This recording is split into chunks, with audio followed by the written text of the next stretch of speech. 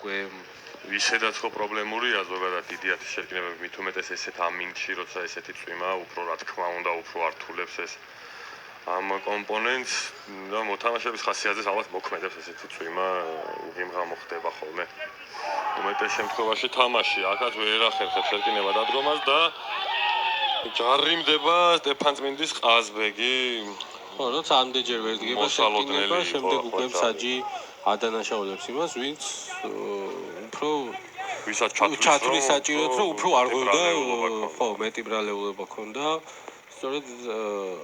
ახლა დააჯარიმა სტეფანწმინდელები ბურთით რუსთავის ხარების მოთამაშეები იქნებიან კერძოდ კი მათი ახლად შემოსული კვაჭი გიორგი გოგუაძე მოაწვის ბურთს დერეფნიდან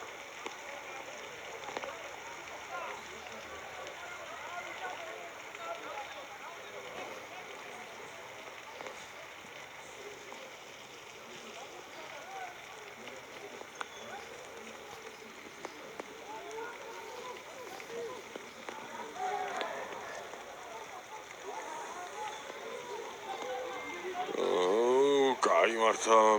მოლი ხო ნუ ორიგი შეკინება ამჯერად აზრეგელების ნახევარს საკმაოდ ბევრი დრო გადის არასათამაშო ეპიზოდებით დღევანდელ თამაში აი მთლიანად მეორე ტაიმი